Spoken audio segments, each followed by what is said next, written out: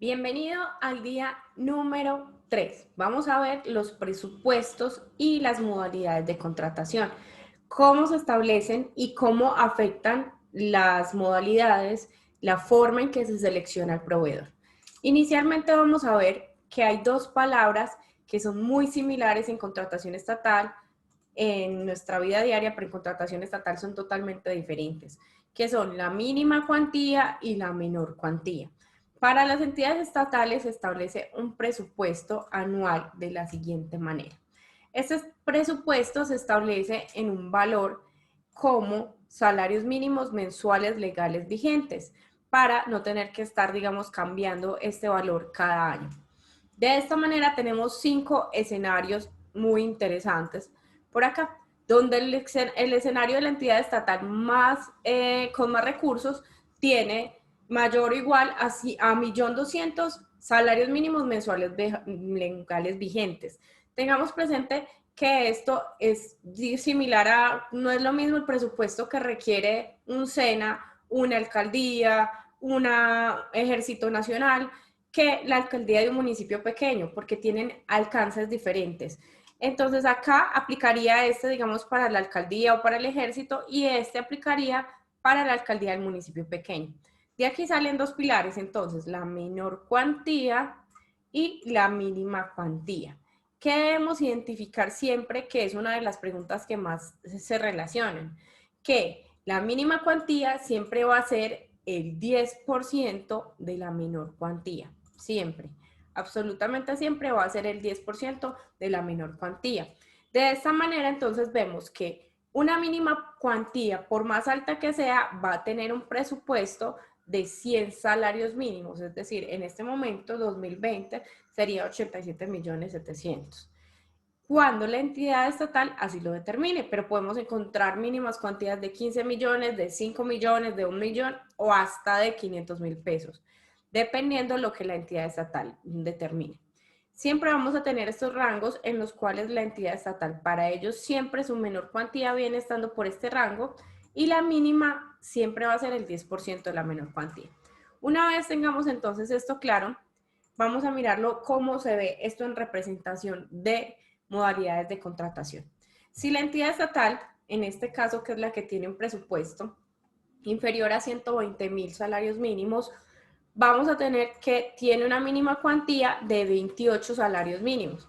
Si esta entidad estatal hace todo el proceso y se da cuenta que su presupuesto para comprar unas resmas y unos artículos de papelería son 28 salarios mínimos, entonces perfectamente puede hacer un proceso de contratación por invitación pública del 10% de la menor cuantía. Si ve qué pasa a los 28, es decir, digamos que está en 30 o en 31, está en este rango de acá. En ese caso, entre los 29 y los 280 va a ser un proceso determinado por un presupuesto de una menor cuantía, donde se puede hacer una selección abreviada o una menor cuantía por subasta inversa o menor cuantía, que lo vamos a ver acá. Inmediatamente pasa ese límite, va a convertirse en una licitación pública. ¿Qué debemos de tener aquí presente? Mientras más alto es el presupuesto, más documentación se tiene que presentar, más información se requiere y va a durar más tiempo. Una licitación pública puede llegar a durar 2 meses en su proceso. Una menor cuantía, digamos, un mes, mientras que una mínima cuantía puede llegar a durar un día hábil, que es el mínimo tiempo. En estas dos se requiere registro único de proponentes para poder participar en la mayoría. En las mínimas cuantías no se requiere registro, pero algunas lo solicitan. Es opción de la entidad estatal. Vamos a ver acá un ejemplo de por qué vemos unos procesos que en una entidad estatal son una mínima y no piden RUP, se demoran poco tiempo para contratar, y en otras entidades estatales son una menor cuantía, se demoran más tiempo y nos piden registro único de proponentes. Esto pasa porque, por ejemplo, aquí esta entidad estatal tiene hasta 45 salarios mínimos. Si esta entidad estatal quisiera hacer un proceso de 50 salarios mínimos, tendría que hacer una menor cuantía, proceso por menor cuantía. mientras que esta, como su presupuesto es totalmente diferente, para un proyecto de 50 salarios mínimos, perfectamente puedo hacerlo por selección, por menor cuantía, invitación pública. Entonces, por eso siempre vamos a encontrar mínima cuantía, invitación pública del 10% de la menor cuantía. Eso es lo que quiere decir ese título.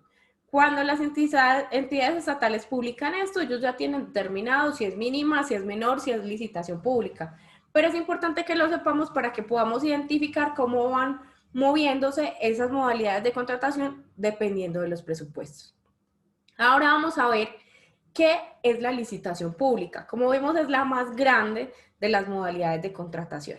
Esta modalidad de contratación es conocida como la más general. Todos hablamos de licitación pública como cuando hablamos de Colgate, siendo una crema dental, pero lo ponemos como genérico.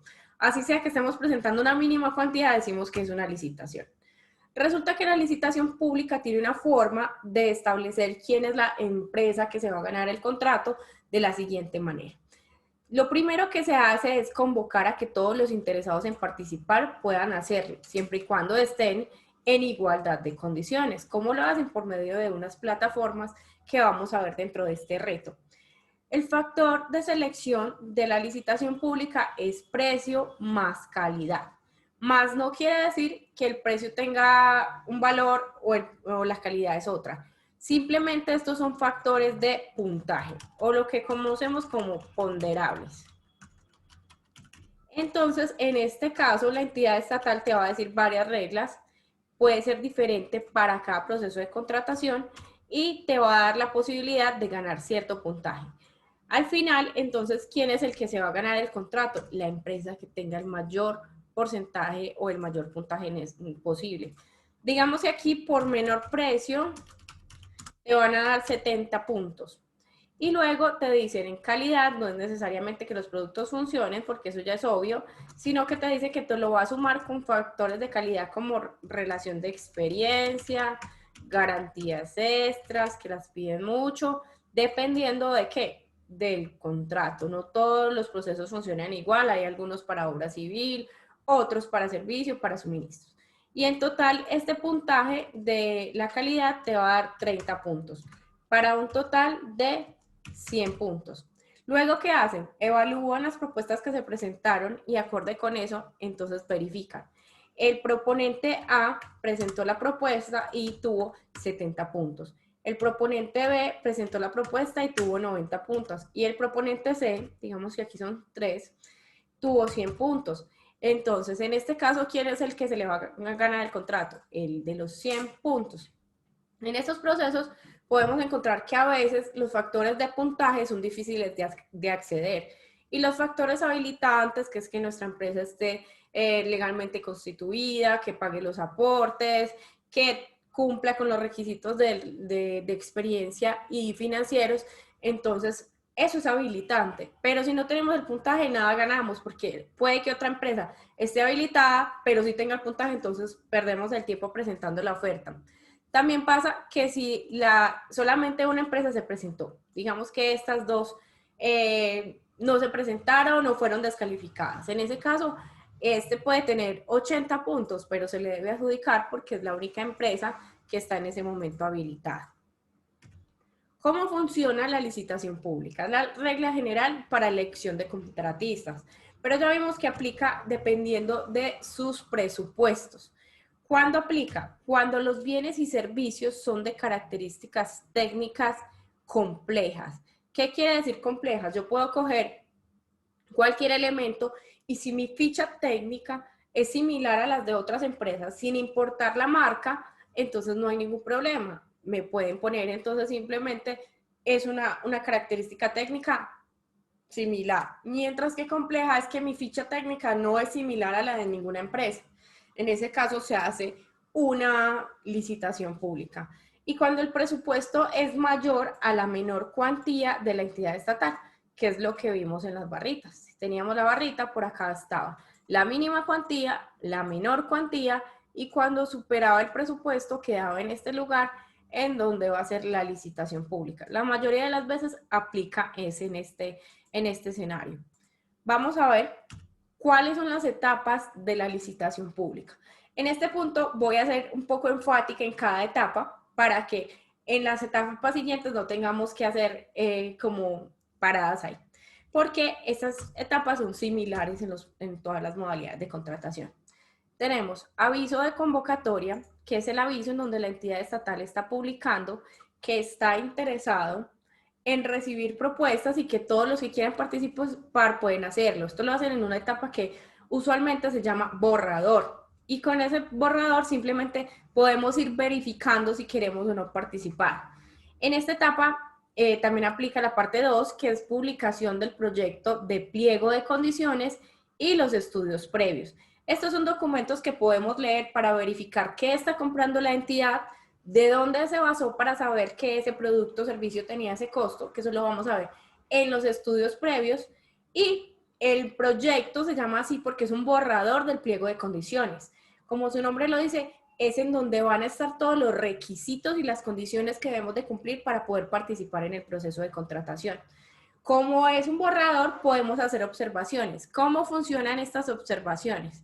Lo vamos a hacer de tal manera que podamos enviarlos de alguna forma que quede por escrito, ya sea por un correo electrónico o de una manera física llevado directamente a la entidad estatal. ¿Qué vamos a poder objetar ahí o qué observaciones podemos hacer? Digamos que no tenemos claras las fichas técnicas o las condiciones del servicio. Que queremos que en cuanto a experiencia no cumplimos, entonces por favor la entidad estatal pueda modificar la experiencia. O lo mismo pasa con la capacidad financiera. También queremos que hayan algunas aclaraciones porque no entendemos partes de ese proyecto. Lo podemos hacer. Todo eso se puede hacer por medio de observaciones.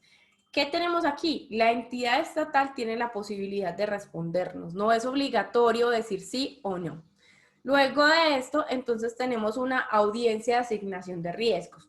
Esa audiencia no es obligatoria su participación. Es conveniente participar porque es allí donde dicen qué riesgos pueden haber desde antes hasta el momento de la ejecución y después de la ejecución del contrato. Digamos que un barco viene con la mercancía que se tenía que suministrar en ese contrato y ese barco se hunde. ¿De quién es la culpa? ¿Cómo van a hacer para que eso que pasó no afecte la ejecución del contrato? Ahí es en donde se establecen cuáles son los amparos o los cubrimientos de las pólizas del contrato, la póliza de seriedad, etc. Y en esta audiencia, cuando se hace por audiencia, se puede solicitar aclaraciones. Estas aclaraciones son las mismas observaciones, solo que ya lo podemos hacer de forma verbal, porque esta audiencia se va a hacer un acta que va a ser publicada y la entidad estatal no lo va a responder. Esas respuestas a esas observaciones se hacen el mismo día o un día antes de que la entidad estatal publique la resolución de apertura y los pliegos de condiciones definitivos. A partir de esta etapa es que empieza a correr, digamos, el conteo regresivo para presentar la oferta. Es decir, a partir de esta etapa es que debemos empezar a trabajar ya definitivamente en el proyecto, porque algunos se pueden quedar en borrador y no podemos, digamos, proceder con nada, porque la entidad estatal puede dejarlos publicados en borrador. De hecho, si ustedes van a buscar en este momento en las plataformas, podemos encontrar procesos del 2015, del 2014 que se quedaron en borrador porque nunca pasaron a su resolución de apertura. Cuando pasan a resolución de apertura, ya debemos empezar a elaborar la propuesta. Vamos a borrar acá. En la siguiente etapa, vamos a ver que la entidad estatal también nos va a dar un tiempo. Yo puedo hacer observaciones al proyecto de pliego de condiciones y también puedo hacerlas a las observaciones al pliego de condiciones definitivo. Si yo hice una observación en el proyecto y la entidad estatal no respondió o no respondió afirmativamente, yo puedo volverlo a hacer. Lo más probable es que si desde el principio me dijeron que no, me sigan diciendo que no. Y luego viene la etapa de publicación de las adendas. Las adendas son el único documento, único, que permite modificar el pliego de condiciones definitivo. Entonces, digamos que yo hice una observación donde me pedía que aclararan o que quitaran los indicadores financieros o que los mermaran. Entonces aquí va a decir adenda. por medio de la cual se modifican los indicadores financieros que estaban así y van a quedar así. ¿Quién firma? Las personas encargadas. Siempre y cuando haya una adenda de por medio, la modificación quedó hecha. Si te dieron respuesta que sí y no hay una adenda, no es válida. En esta adenda también se pueden modificar fichas técnicas, se pueden modificar tiempos del cronograma, es decir, si se entregaba mañana y la entidad estatal decidió hacer un cambio de fechas de entrega o un cambio de especificaciones, hay que estar muy pendientes, porque si nosotros presentamos una propuesta con relación al pliego y una adenda, entonces nuestra propuesta va a ser rechazada, porque no tuvimos presente la adenda. Muy importante este punto. Luego en la etapa número 7 viene el cierre del proceso. Ese cierre del proceso va a ser el tiempo en donde yo tengo para presentar mi oferta junto con la documentación que me solicitan. Tengo varias formas de presentar mi oferta dependiendo de la plataforma que utilice para buscar el proyecto. Una vez se reciban las ofertas, la entidad estatal al día siguiente o ese mismo día empieza a hacer las evaluaciones, a verificar quiénes fueron las empresas que se presentaron y si esas empresas cumplían con los requisitos pues que se establecieron desde el principio, porque puede que se presenten, pero no todos cumplen. Y esa es la labor de la entidad estatal. Si digamos que a mí se me olvidó la cédula del representante legal, la copia del RUT, documentos sencillos que se pueden subsanar, la entidad estatal me va a dar un tiempo para hacerlo. ¿Qué es subsanar? Es corregir. A mí se me olvidó un documento, vuelvo y lo envío. Hay aspectos que no se pueden subsanar.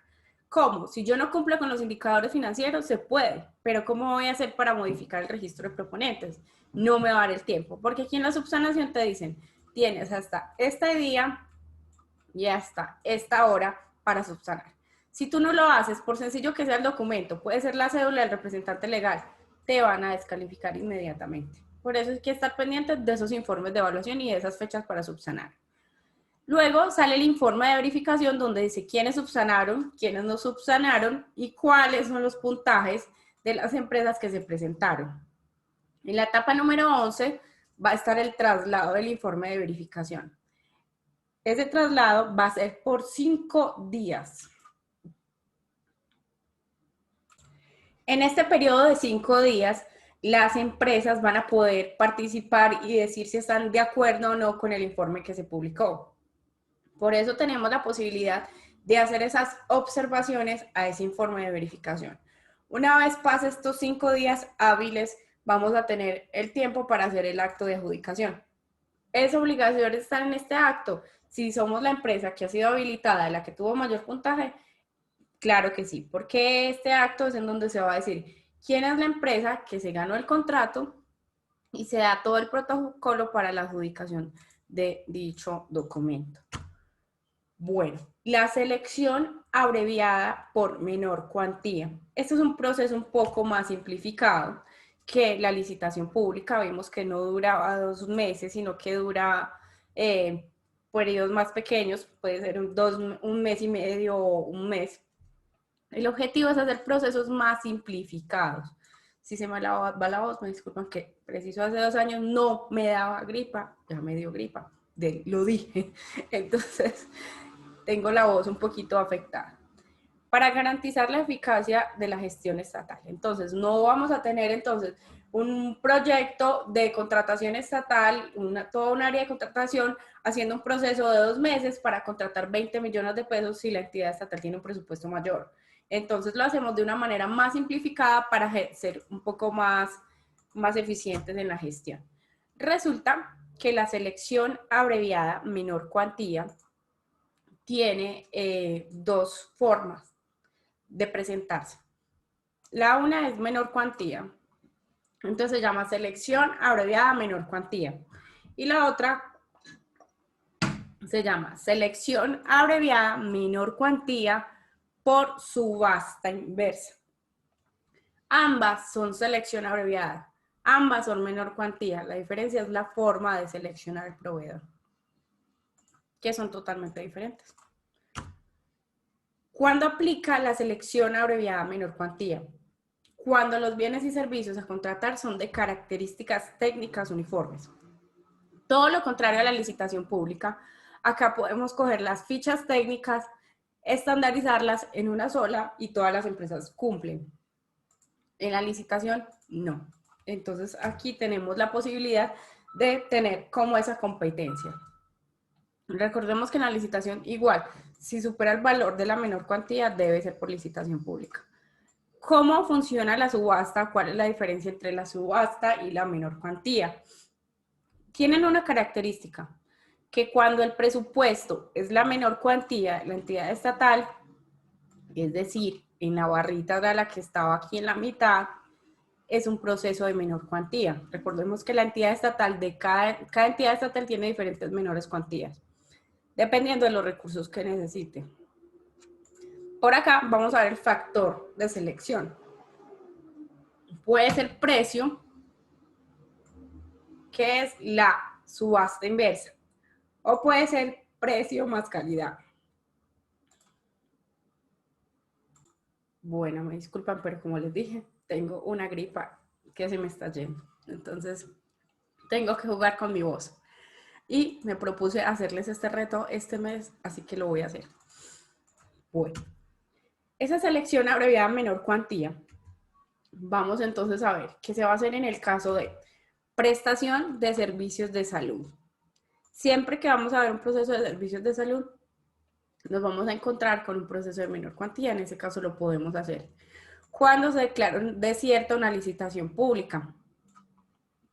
¿Qué es que se declare desierta una licitación o cualquier proyecto? Que nadie se presenta o que los que se presentaron no cumplían. En ese caso, se puede hacer perfectamente una menor cuantía porque tienen el mismo factor de selección. Precio más calidad, es decir, mayor puntaje. Adquisición de productos de origen agropecuario, contratos de empresas industriales y comerciales del Estado, cuando la entidad estatal se dedica a la protección de los derechos humanos, cuando son bienes y servicios de defensa de seguridad nacional y la enajenación de bienes del Estado. Ahora, entonces, ¿cuáles son las etapas de la licitación? No, las de la licitación son las mismas de la menor cuantía. Solo hay una diferencia. Y esa diferencia es lo más primordial. Vemos que también tiene la convocatoria pública, los estudios previos, en borrador, los pliegos de condiciones, observaciones al proyecto de pliego, respuestas a las observaciones y publicación de la resolución de apertura y pliegos de condiciones definitivos. Pero resulta que en esa resolución de apertura, este proyecto tiene algo muy característico, que necesita una inscripción previa. En ese caso hay una etapa que se llama sorteo de consolidación de oferentes. ¿Cómo funciona ese sorteo? Lo vamos a ver ahorita. Una vez en el sorteo, se habilita entonces a los que pueden participar y presentar oferta. Esto es totalmente antes del cierre. El día del cierre solo pueden presentarse las ofertas de las empresas que fueron favorecidas en el sorteo. Por último, se hace la verificación, también se da tiempo para subsanar y se publica el informe de evaluación junto con todas las etapas que vimos dentro de la licitación pública. ¿Cómo funciona la manifestación de interés? Primero aclaro, la manifestación de interés solo funciona para participar en procesos de selección abreviada a menor cuantía. Es decir, en un proceso de mínima cuantía, de licitación, de subasta, no vamos a encontrar este proceso de intención de manifestación de interés. Funciona como una inscripción obligatoria de la siguiente manera. Resulta que hasta tal día, tal fecha, tal hora, teníamos tiempo para manifestar interés. Más de 10 empresas presentaron oferta, o menos, en este caso, menos de 10 empresas presentaron la intención de participar, no la oferta, sino la intención de participar. En ese caso, si son 10 o menos, no se hace el sorteo y se pueden presentar todos los que se inscribieron. Resulta que yo me inscribí y ya después me di cuenta que yo no quería participar en ese proceso. ¿Es obligatorio presentar oferta? No, no es obligatorio. Más de 10 oferentes entonces se presentaron. ¿Qué pasa en ese caso? Se debe realizar un sorteo a fin de que solo queden 10 oferentes. Por ejemplo, tenemos 18 empresas que se presentaron y se deben consolidar 10, debemos de sacar 8. Resulta que estas son las empresas que se inscribieron. El día del cierre nos damos cuenta que como no es obligatorio participar una vez esté favorecido en el sorteo, se presentaron 8. Con esos 8 que se presentaron, entonces, ¿qué decimos? Quedaron 2 cupos. ¿Esos 2 cupos los pueden tomar estas empresas de acá? No. Los que se inscribieron son los únicos que pueden presentar ofertas. De hecho, hay proyectos en donde son 18, se seleccionan 10 y solo se presentan 2 empresas. Porque si presentamos oferta y no estamos inscritos, no podemos participar, no nos van a revisar la propuesta. Y es dinero que se pierde y tiempo. La selección abreviada menor cuantía por subasta inversa. Esta por subasta inversa es totalmente similar a las dos que acabamos de ver, tienen las etapas diferentes, solo que se elimina la obligatoriedad de tener la manifestación de interés. ¿Cuál es el objetivo con esta? Aquí pueden participar todas las que quieran, pero primero se va a hacer la verificación de los requisitos habilitantes, que yo cumpla con las condiciones de capacidad financiera, de experiencia, la parte jurídica y se da plazo para subsanar. Una vez ya esté la lista de los oferentes habilitados, entonces ahí se publica esa lista de los oferentes y se hace como tal el acto de la subasta inversa. ¿Cómo funciona este proceso? Es como cuando ya vamos a un museo y en el museo vamos a ofrecer cada vez más por el cuadro. ¿Y quién se gana el contrato? El que más dio el cuadro, el que más dio dinero por el cuadro. En este caso, ¿quién se gana el contrato? El que más descuento dé. En ese caso, yo no voy a hacer el descuento cuando presento mi oferta, sino que voy a hacer el descuento cuando ya esté habilitado. Y ya les voy a contar por qué debe ser a ese momento. Resulta que el procedimiento funciona de la siguiente manera. Tenemos 2 sobres que se pueden presentar de manera física o virtual, dependiendo de la plataforma que escojamos para presentar la oferta. Tenemos acá, que aquí tenemos los documentos habilitantes y aquí tenemos la oferta económica. El mismo día se presentan los mismos 2 sobres cerrados.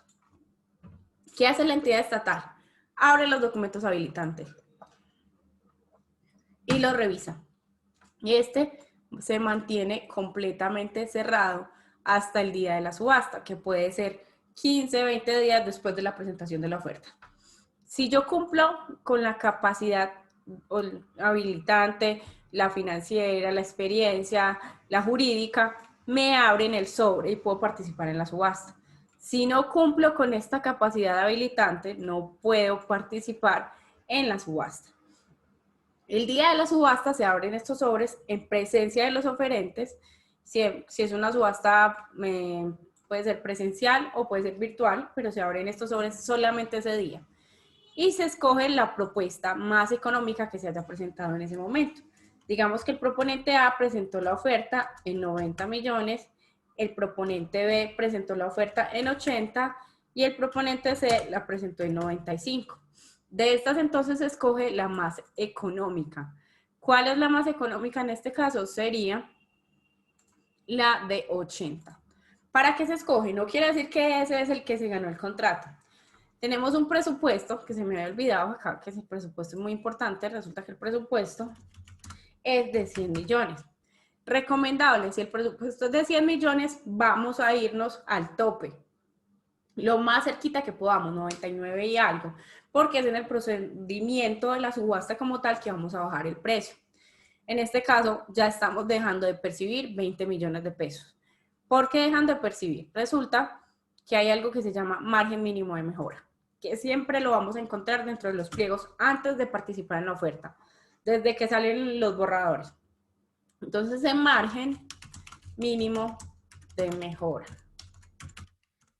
En este caso, para este ejemplo, yo lo voy a poner en el 2%, pero pueden haber procesos en donde sea más del 2% o menos del 2%. Es dependiendo de la entidad. ¿Qué pasa ahí entonces? La entidad estatal va a verificar y va a decir, listo, esta es la propuesta económica, más económica. Debemos mejorarla mínimo en un 2% y ahí empieza algo que se llama lances. Esos lances deben de estar por debajo del 2%. Si yo hago un lance del 3%, va a ser totalmente válido.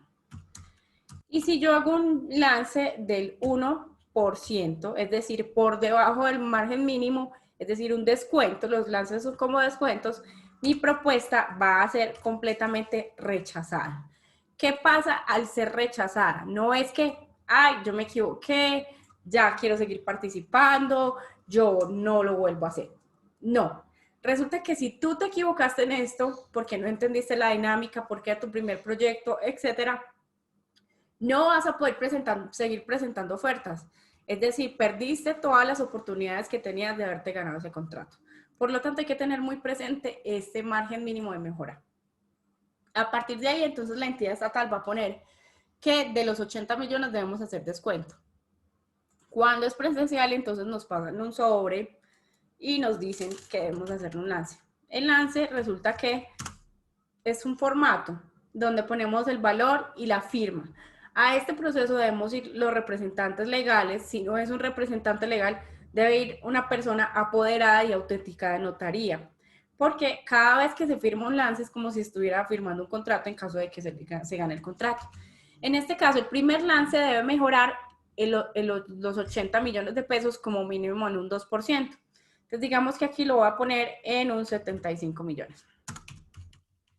¿Qué hace la entidad estatal? Te va a dar un tiempo límite, entonces ellos dicen si son 3, 4 minutos, etc.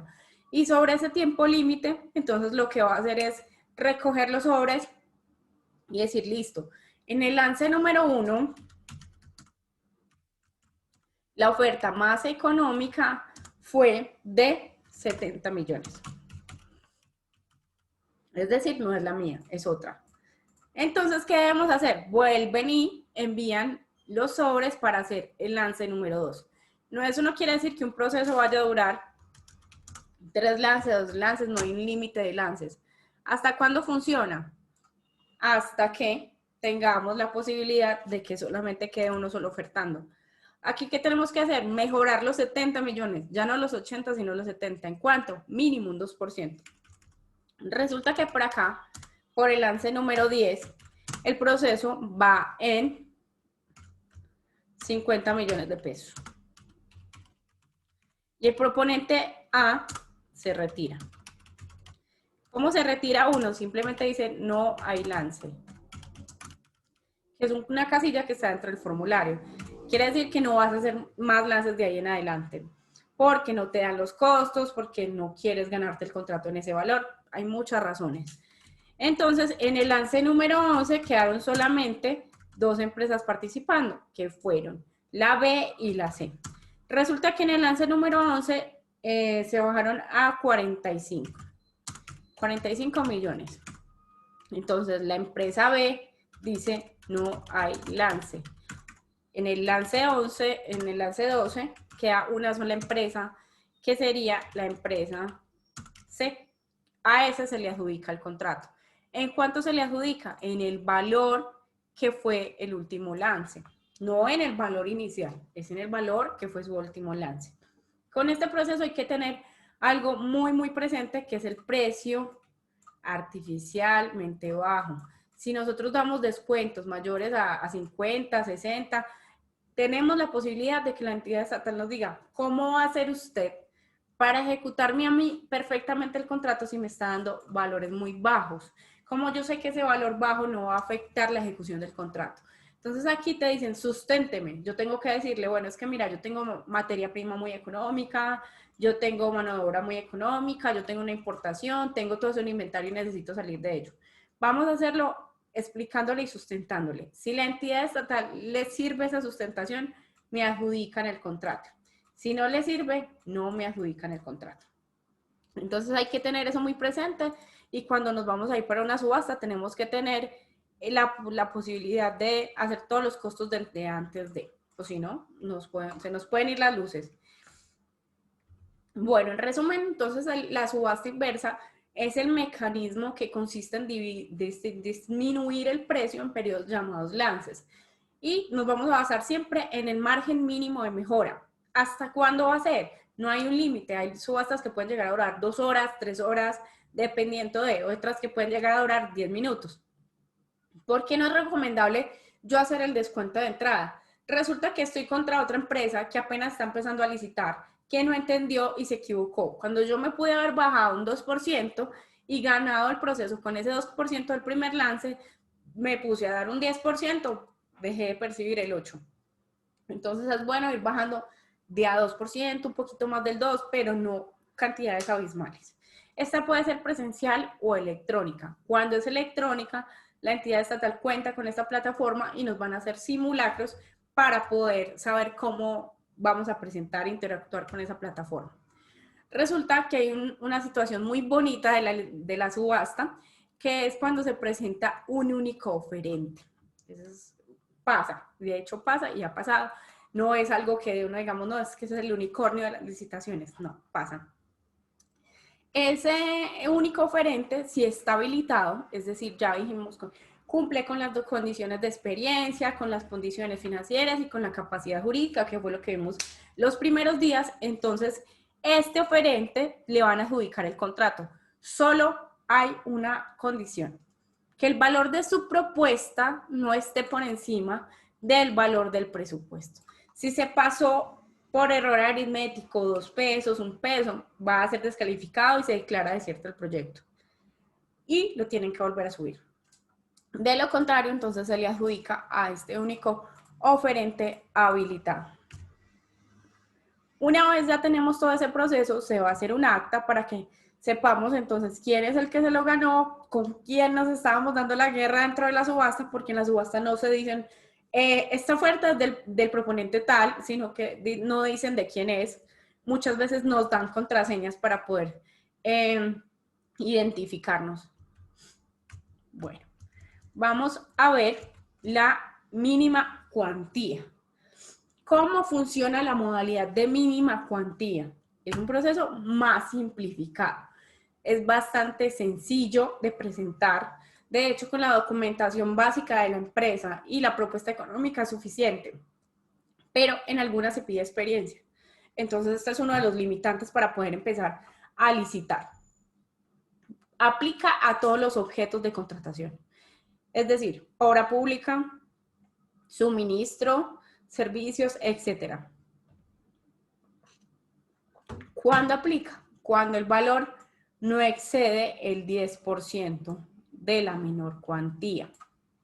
Como lo vimos en el cuadro al inicio, entonces siempre la mínima cuantía o la invitación pública va a ser el 10% de la menor cuantía de la entidad estatal. Es una modalidad que tiene menos formalidades, pero tenemos que tener presente que es más competitiva que las demás porque tiene menos tiempo para presentarse y su factor de selección va a ser el menor precio. En esta, a diferencia de la subasta, no vamos a presentar pegados al techo, sino que vamos a enviar directamente la oferta con el mayor descuento que podamos otorgar viable para nosotros. Cuando digo viable es que le estemos generando una rentabilidad y no estemos perdiendo dinero. En esta modalidad, en su mayoría, no se exige registro único de proponentes, no se publican pliegos de condiciones, sino que se publica un documento llamado invitación pública. Tampoco incentivos a la industria nacional. Y tampoco aplica las convocatorias limitadas para MIPYMES, para que solo participen MIPYMES. No aplica la capacidad residual para los contratos de obra pública. Y acababa una cuña. Me perdonan las pausas, pero yo no me voy a dejar ganar de eso. La verdad, si no me da gripa hace tanto tiempo, ya no tiene por qué afectarme cuando estoy grabando los videos para el reto. Capacidad residual. Entonces, en esa capacidad residual va a aplicar solo para obra pública. Hay un curso totalmente gratuito en la página web de asesoríaenlicitaciones.com para quienes están trabajando con obra pública puedan hacerlo, mirar cómo funciona y cómo se calcula. Aquí no lo voy a hacer porque no todos están en la parte de obra pública.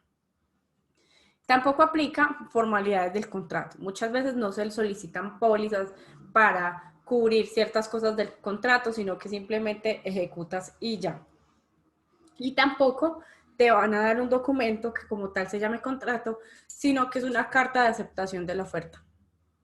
Y esa carta de aceptación de la oferta es la que va a servir como contrato y después te sirve para participar en procesos y para presentar como experiencia ante el registro único de proponentes.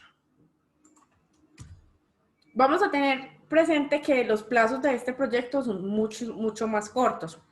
Por lo tanto, son más desgastantes para presentar una propuesta como mínima cuantía porque debemos de estar muy pendientes de que se publica y de tener la documentación y los requisitos mucho más rápidos. ¿Cuál es el tiempo mínimo para presentar un proceso de mínima cuantía?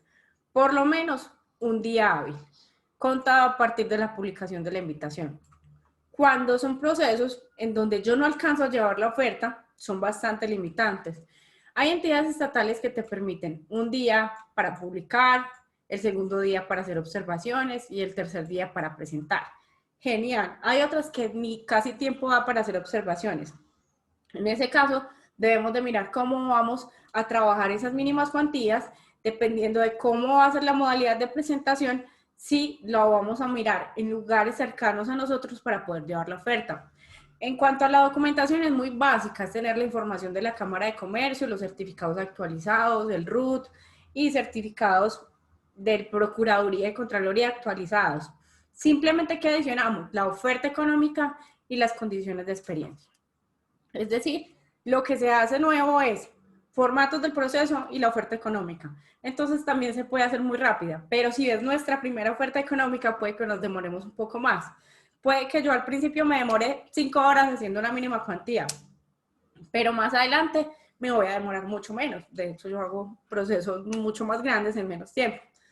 En ese caso, entonces vamos adquiriendo esa agilidad. Por eso es uno de los pasos más básicos para empezar a licitar, porque tienen menos requerimiento de inversión en dinero para presentar la oferta, son más manejables, no tengo que tener mi registro de proponentes y me puede permitir a mí, digamos, escalar. Entonces yo empiezo por aquí con las mínimas cuantías, luego por acá por las menores y luego por acá por la licitación. Yo aquí voy adquiriendo experiencia en dos aspectos. ¿Cuáles son esos aspectos? El primero, experiencia licitando y el segundo, experiencia en contratos, que me van a permitir después tener el registro de proponentes, voy a poder mejorar mis indicadores financieros, mi experiencia y ya voy a poder participar en este segundo paso, que serían las menores cuantías. Si yo nunca he licitado y voy a empezar con una licitación de 5.000 millones de pesos, puede que esté un poquito más enredado que si yo empiezo por estas pequeñas donde mi inversión es más poca y puedo empezar a dar pasitos por este proceso de contratación. Esto es todo por las modalidades de contratación. Los espero el día de mañana, que vamos a ver las plataformas que utilizamos para buscar todos estos procesos y modalidades de contratación. Y recuerden, yo licito por mi sueño.